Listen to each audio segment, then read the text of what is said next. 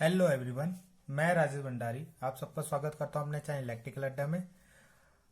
आज मैं आपके लिए एक क्वेश्चन लेके आया हूं, why AC is more dangerous than DC. यानी एसी जो होती है डीसी से ज्यादा खतरनाक क्यों होती है।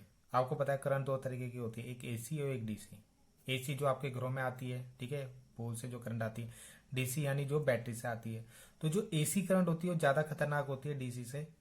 क्यों होती है ये हम इसमें सीखेंगे। तो सबसे पहले आपको पता होना चाहिए कि डेंजरस का मतलब ये है कि वैसे होती दोनों ही डेंजरस है। दोनों से ही किसी भी पर्सन की या किसी भी मनुष्य की डेथ हो सकती है, उसकी बॉडी जल सकती है। तो होती दोनों खतरनाक है। कभी भी इसको आप एक्सपेरिमेंट नहीं करोगे। मगर तब भी जो एसी होती है उसमें ज्यादा आपका खतरा होता है डीसी से। ठीक, तो उसको समझते हैं। तो पहला रीजन जो है इसमें वो है फ्रीक्वेंसी। ठीक, फ्रीक्वेंसी आपको पता है एसी में जो होती है फ्रीक्वेंसी होती है। फ्रीक्वेंसी का मतलब है एसी करंट जो चलती है वो इस तरीके से चलती है, आपने पढ़ा होगा इसको। ठीक, कि फ्रीक्वेंसी कितनी होती है एसी की। एसी की फ्रीक्वेंसी होती है 50 हर्ट्ज। 50 हर्ट्ज का मतलब है कि एसी जो होती है एक सेकेंड के अंदर 50 बार प्लस 50 बार माइनस, फिर प्लस फिर माइनस, फिर प्लस फिर माइनस, ऐसे ही चलती रहती है। ये किसमें होता है, आपका एसी के अंदर होता है। ठीक, तो ऐसा होने से क्या होता है, एक बार डीसी का भी देख लेते हैं। और डीसी में क्या होता है, डीसी आपकी डायरेक्ट चलती है इससे, उसमें कोई भी प्लस माइनस नहीं होता। अगर वो प्लस है, अगर मान लो प्लस है तो प्लस ही रहेगी, इस तरीके से चलेगी आपकी डीसी। ठीक है, तो उसमें फ्रीक्वेंसी कितनी होती है, 0।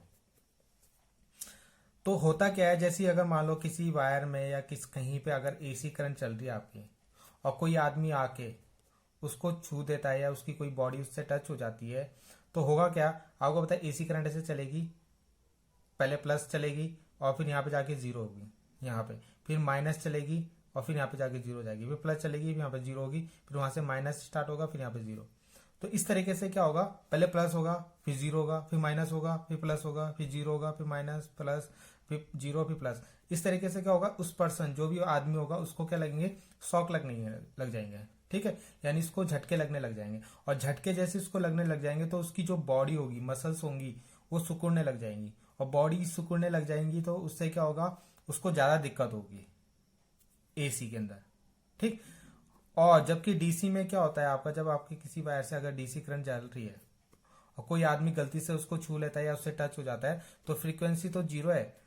तो इससे उसको क्या होगा, झटके तो नहीं लगेंगे, मगर क्या होगा, जैसे उसकी जो जो बॉडी का जो हिस्सा उसका किससे उस वायर से टच होगा, वो वाला हिस्सा उसका जल जाएगा। ठीक है, केवल वही वाला हिस्सा जलेगा। जबकि एसी में क्या होता है, पूरी बॉडी आपकी जल जाती है। वो क्यों, क्योंकि जैसे आपको शॉक लगेगा, मसल सिकुड़ेगी, तो इससे क्या होगा, आपको स्वीटनिंग होगी, यानी पसीना होगा उस आदमी को। पसीना होने से क्या होगा, उस पसीना होगा तो पसीना होने से क्या होगा, उसका रेजिस्टेंस कम हो जाएगा, आर। आपको पता है गीली, जहां पे गीला जगह होता है वहां पे प्रतिरोध कम हो जाता है। तो रेजिस्टेंस कम होने से उसके अंदर जो होगा ज्यादा करंट जाएगा, करंट उसके अंदर से ज्यादा जाएगा, जिससे क्या होगा, पूरी बॉडी उसकी जल जाएगी। जबकि डीसी में ऐसा नहीं होता, उसको स्वीटनिंग नहीं होगी। तो उससे क्या होगा, उसको उसमें ज्यादा करंट नहीं जाएगी उसके शरीर से, और पूरा हिस्सा नहीं चलता, केवल वही वाला हिस्सा चलता है जहां पे वो टच होता है। तो इसलिए कहते हैं कि एसी जो होता है मोर डेंजरस होती है कंपेयर टू डीसी। ठीक, तो इसमें रीजन जो है फ्रीक्वेंसी है। फ्रीक्वेंसी होने से क्या होगा, उसको शॉक लगते हैं, मतलब जहां पे टच होगा तो उसको झटके लगने लग जाते हैं। ठीक है, और यहाँ पे जीरो, जब करंट जीरो होती है उस केस में वो छूट भी सकता है, मगर डीसी में वो छूटता नहीं है आपका। ठीक है, तो ये भी आपको याद रखना है। सेकंड केस आपका होता है RMS value. RMS value, root mean square value. आपको पता है, जो आप पढ़ते हो कि जो वायर है जो आपके घरों में होते हैं 220 वोल्ट एसी करंट आती है। ठीक, तो ये एक्चुअल में 220 वोल्ट नहीं होती। ये क्या होता है, ये आरएमएस वैल्यू होती है। ये जो 220 होती है वो आरएमएस वैल्यू होती है।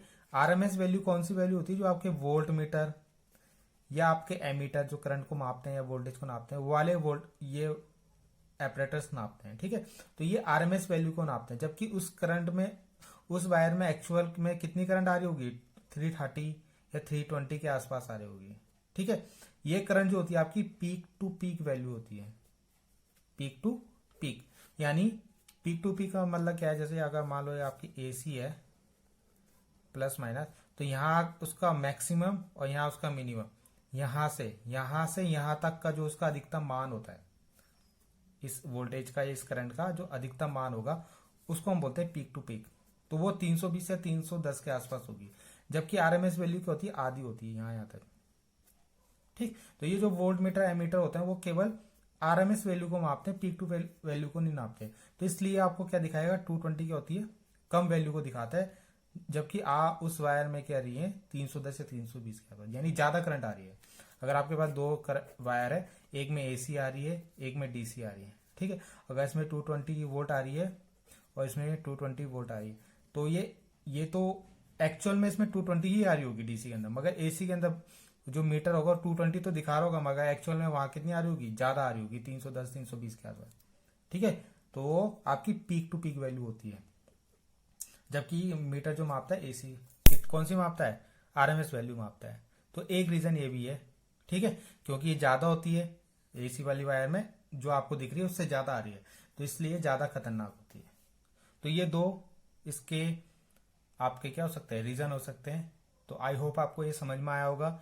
कोई भी अगर आपको डाउट होता है तो आप प्लीज कमेंट कीजिए। ठीक, थैंक यू।